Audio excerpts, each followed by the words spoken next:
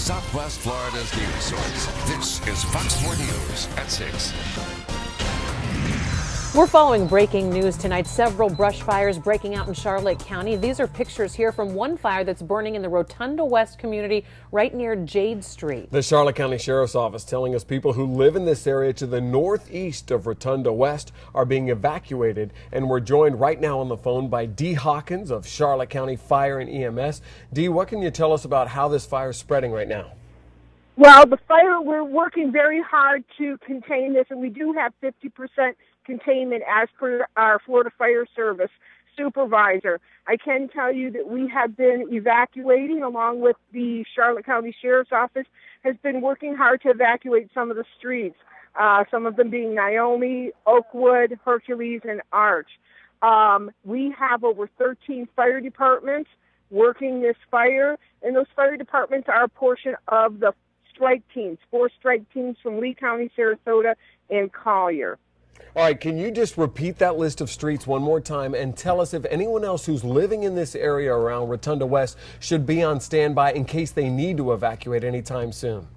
That's correct. The streets that we have evacuated this time is Naomi, Oakwood, Hercules, and Arch. And you do have some road closures, Antis, Antilla, portions of Rotunda Boulevard East and Beckwood, and portions of Ingram as well. We are asking people to stay out of this area because you have multiple emergency vehicles traveling within it, and so that creates a hazard. We're fortunate we have Red Cross on scene assisting firefighter rehydration and rehab. All right, Dee Hawkins, thank you so much. With Charlotte County EMS, once again, evacuations going on to the northeast of Rotunda West. Stay tuned for the latest information on that. We're following another breaking development right now, another brush fire in Charlotte County. This one has already burned 300 acres. That's right. It's burning just off Vermont Road in Punta Gorda. That's where 4 in Your Corner's Kelly Stegeman is live tonight from the scene with the very latest. Kelly? That's right, guys. Even more than 300, actually. It's windy out here. There's humidity. There have been fences all around the area, making it a lot of factors for this fire to be difficult to fight. Now, when we first got word, it was about 80 acres, and that in the last couple hours went to about 400 acres. I'm told at last check that fire now 70% contained. I want you to take a look behind me. You can see a little bit of the smoke. That smoke has been greatly reduced in the last several hours. As I mentioned, the fire at last check 70% contained. About 30 minutes ago, a helicopter and plane arrived to assist in bringing water to this fire. Now, Patrick Mahoney with Florida Forestry joins me now. And Patrick, thanks for joining me. I want to talk a little bit more about the people who may be affected here. Are we having any large-scale evacuation operation at this point? There's not been any evacuations. A lot of these homes are already empty because they're weekend homes. So that and the ones that are home have been out and about, watching their homes, letting us know if their homes are going to be endangered. And you did mention there are some homes that were actually threatened throughout all of this, anywhere from a few to maybe a dozen. Is that right? Correct. Because the fire was moving so fast, it was spotting. We did have some homes that was threatened, but Charlotte County Fire Rescue, they were able to get brush trucks in there and do structure protection on them. Still at about 70, is that right? Yes. About 70, okay. Now I do want to mention that in just a couple of minutes we're actually going to take a guided tour to the area that has burned, and we will bring you that video coming up tonight on Fox 4 News at 10. We're live in Charlotte County tonight. Kelly Stegeman, Fox 4 in your corner. With meteorologist Michelle Cunningham right now. Want to keep an eye on these windy conditions, and it's certainly dry enough, obviously, with these fires going on. It is that time of year. We had that cold front that moved through very quickly this morning, brought a few showers, a really not measurable rainfall across southwest Florida, and now we are seeing windy conditions. These are pretty much sustained winds that we've had all day, between 15 and 20 miles per hour. We have seen several gusts of wind in excess of 30 miles per hour in Port Charlotte, in Punta Gorda, the Cape Hayes Peninsula, so exactly where a lot of these fires are burning. We've been under a red flag warning all day. It means that winds are very gusty. The duration of our low humidity levels up in Punta Gorda right now at about 24%, and it's been low humidity, and to issue a red flag, it means 4 to 8 hours of that. And our average rainfall is almost 2 inches below normal. We'll tell you about when you can expect these weather conditions to improve coming up. We're also following breaking developments surrounding the investigation into Lee County School Superintendent Joseph Burke. Tonight, we are learning he plans to publicly address the allegations of mismanagement that he's facing. 4 in Your Corner's Mike Mason is live at the school district headquarters in Fort Myers with the very latest. Mike?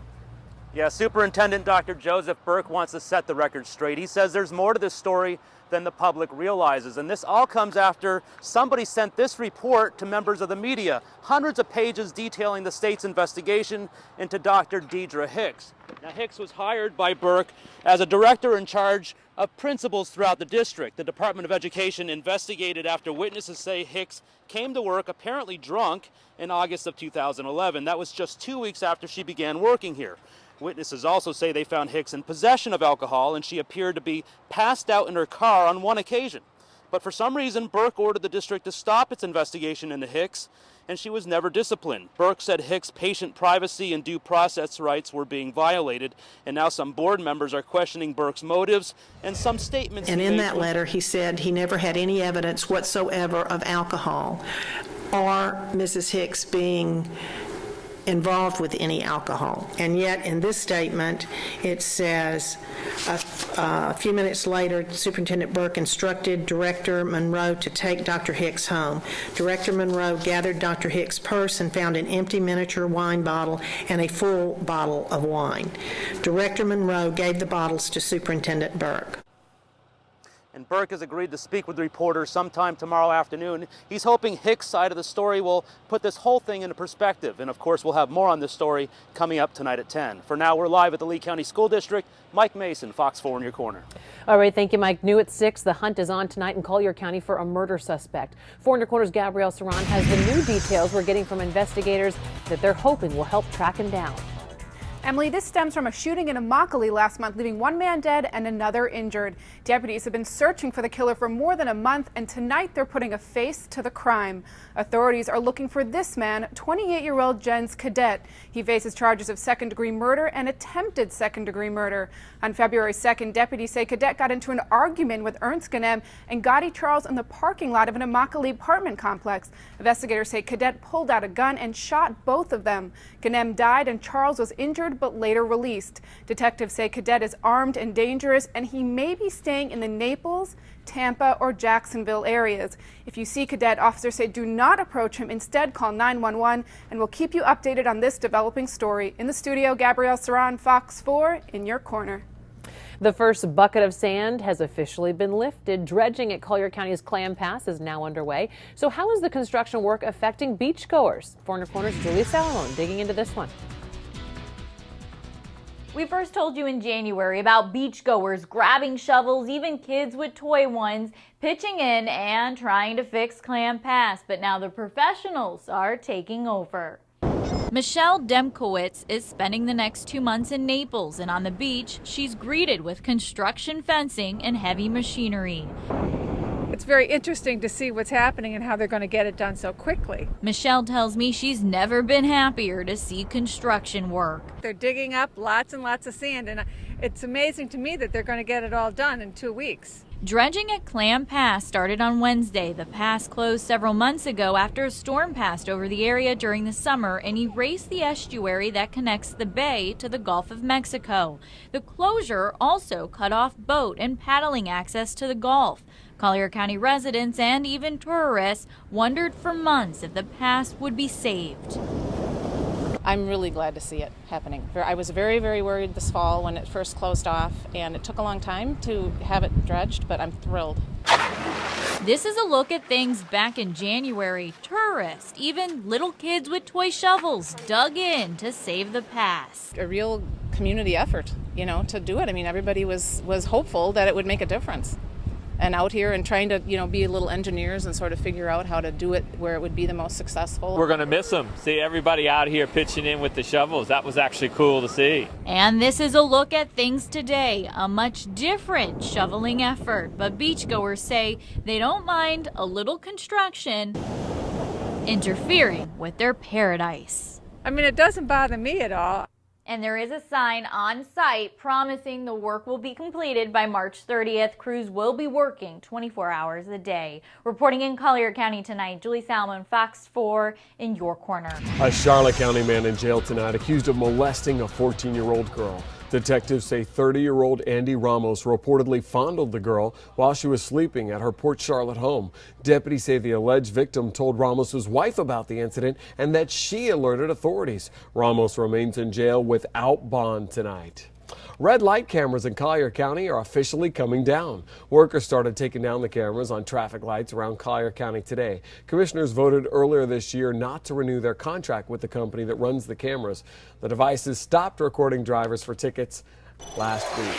A proposed state law that would ban texting while driving is moving through the state legislature. A Senate panel passing it, which is farther than the bill has ever gone before in previous legislative sessions. The proposed law would outlaw texting while driving for everyone except police and other emergency vehicles. Critics call the plan, quote, needless government intrusion. Supporters say the measure is going to save lives.